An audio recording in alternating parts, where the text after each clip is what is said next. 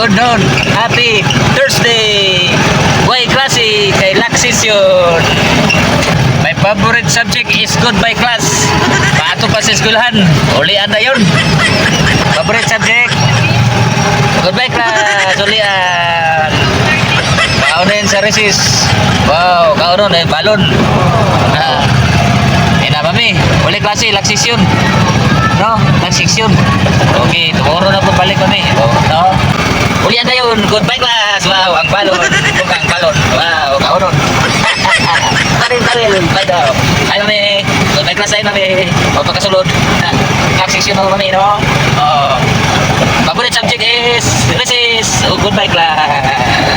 Yan, goodbye class. Iyo ko na.